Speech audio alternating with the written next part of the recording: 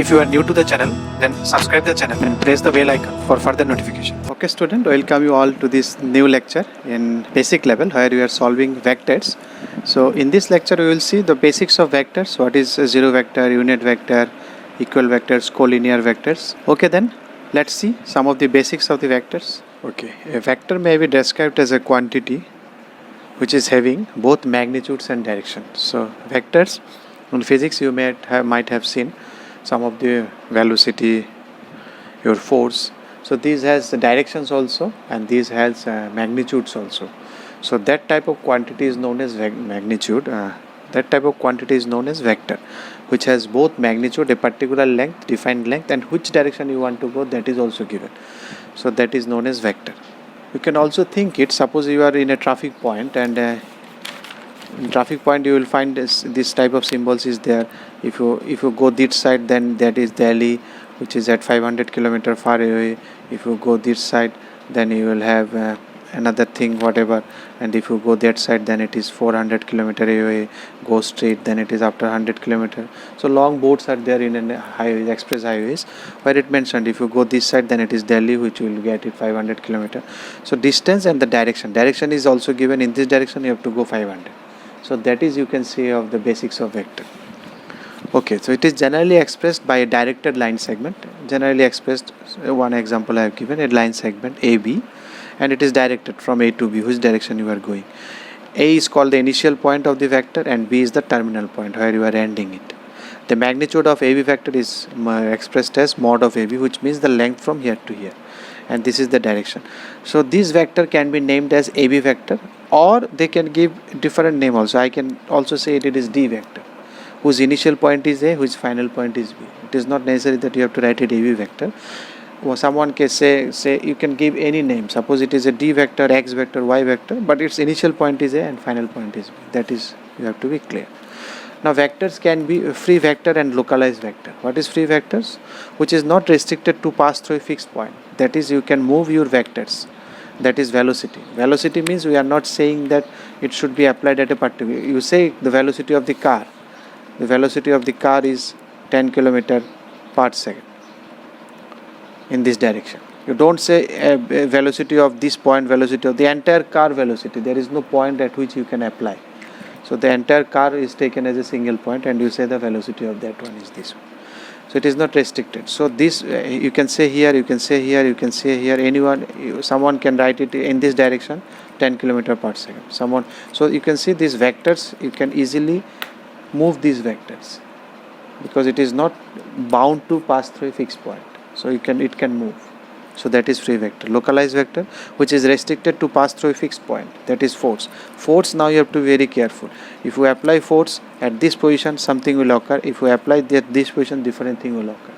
If you have a box, if you have a big box, something of this type of box, if we apply force here, then it may turn, it may tip down. If we apply here, it will slide. So there are different, at which point you are applying, on that basis your resultant will come, your output will come. So force is very important, at which point you are applying. So it is a localized vector. So in maths, whatever vector you will do, if it is not mentioned that the vector has to pass through this, then we can easily move this vector. So it is not I can easily shift vector at any point of time, but it should be parallel. You can see, we will see what is parallel.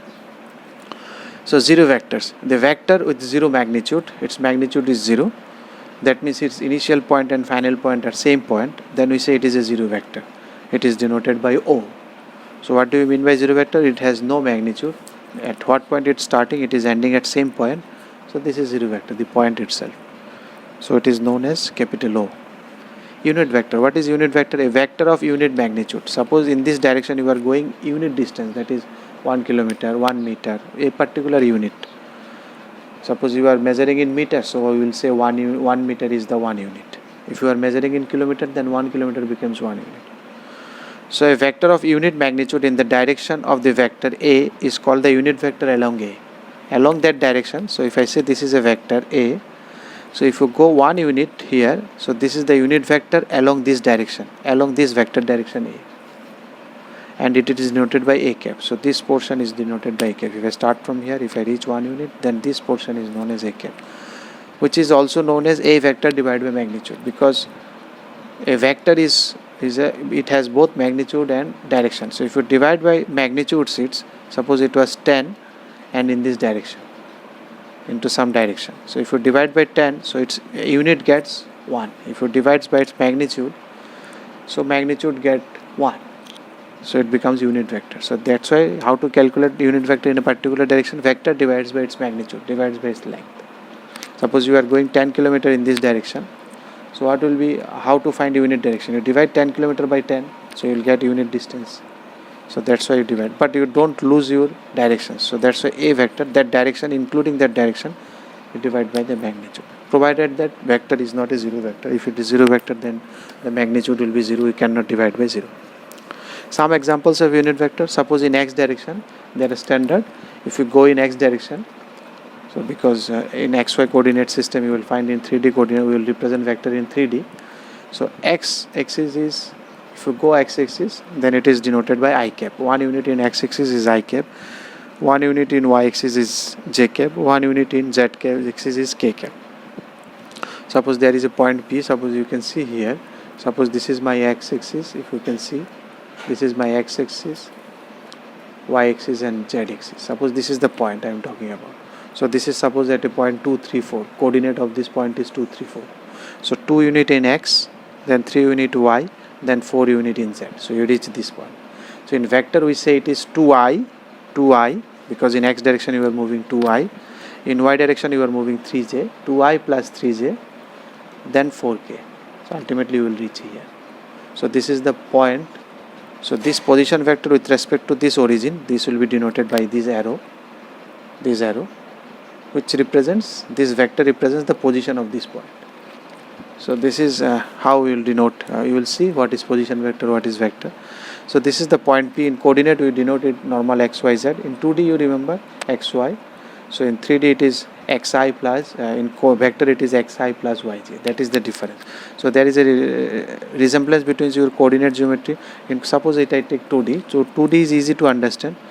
So if I say it is 2, 3 in vector point in coordinate geometry, the same point in vector we will say 2i plus 3j, and we will mark this as this to indicate that it is from the origin in this direction. If you go, you will find this point.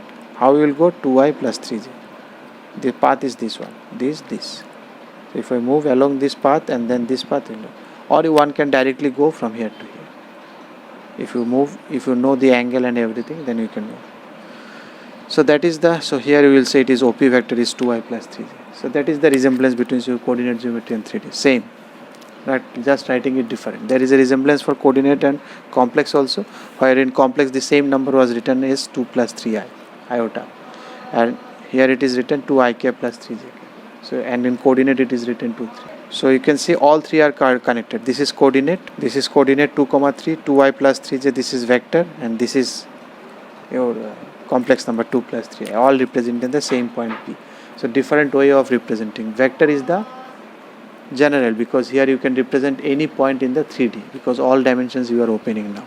Now what is equal vectors? Equal vectors are two vectors are said to be equal if they have the same magnitude, same direction, and represent same physical quantity. Then we will say equal vectors. They should also represent same physical quantity. It is not that one is representing velocity, one is representing force, then you are saying two vectors are equal. They should represent normal physical quantity, same magnitude, same direction, then only there will be equal vectors.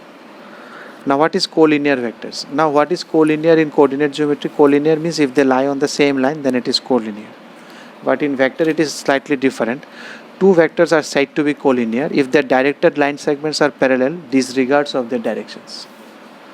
So here it is not on same line. Suppose you have a vector this, I have not drawn here now. So suppose you have a vector AB and you have another vector CD. So their directed line segment, direction, it doesn't matter. I am not saying about direction. It can be here, it can be here, it can be here, it can be any direction it can be. But the direction segments, that should be parallel. Suppose this is one vector. So your another vector should be parallel to this one. In 3D, you have parallel line, you have, because in 2D you have only parallel and intersecting. But in 3D you have another line which is known as skew line also, which is not parallel, not intersecting. Suppose this line. These two are not parallel, you can see. these two are not parallel, but they are not intersecting also in 3D. One is going in this way, one is going. So they are not touching each other. You can see they are not touching each other. They are at a space of this much, but they are not parallel. So in 3D, if the direction segments they are parallel, then they are collinear vectors. It is not necessary they should be in same direction. So this is the difference, which is nothing but also known as parallel vectors. So parallel and collinear vectors are same. Now if they have same direction, if this is also in this direction and this is also in this direction, then we say they are like parallel or like vectors. The name is like parallel or like vectors. Otherwise we will say it is unlike. Suppose one is in this direction, they are parallel, but one is in the different direction. The directed segments are parallel, but they are in different direction. Then we say it is unlike vectors or unlike parallel. Symbolically, how will symbol? Two non-zero vectors A, B are collinear if and only if, or that is also written as IFF, which is meaning is same. If and only if means you should go both way. If you write this one, then you can say collinear. If it is collinear, then you should write. Either way you can go. A should be equal to some scalar into B. So you will know by multiplying scalar, you are not doing any effect on the direction. You are just multiplying by a magnitude, that's it. So you are going Delhi, you are going in this direction, someone is going 20 kilometer. If you multiply by 2, then direction remains same, you are going 40 kilometer in the same direction. That's why, because you have not changed the direction. Here it is scalar. Scalar means only magnitude, no direction. So k is a scalar, any real number. So if you multiply by number, then direction is same. So you can see the direction is same. Direction can be k depend. It can be +1 also. It can be -1 also. Positive, negative. So it can be either this or this. If k is greater than 0, then obviously the direction will be same. If k is less than 0, then they will be unlike parallel. But they will be parallel to each other. You can see either this case or this case will occur. So it is one will be scalar multiple of another one. If k is greater than 0, like parallel, less than 0, unlike parallel. If A and B are two vectors, non-collinear, they are non-collinear and non-zero also. What is the possible values of lambda and mu? For that, suppose this equation is given to you and they ask you find the value of lambda and mu, and also they given you A and B are non-collinear, non-zero. Non-zero means they cannot be 0. If it is 0, then it is satisfying, there is no issue. Non-collinear means you cannot write it in this format also, but it is written in this format. So the possible is these two should be 0. That's the possible.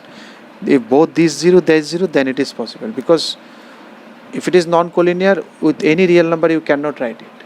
A is equal to k into b. If you can write it, then it should be linear, collinear. But they are saying non-collinear. That then your only possible is you multiply both sides by 0, then 0 will be equal to 0. Then both will be equal. So in that case, you don't have any other options. You have to go both should be equal to 0. So this is very important. Questions formed from this concept. If you like the video, then press the like button and please give your valuable comments in the comment section.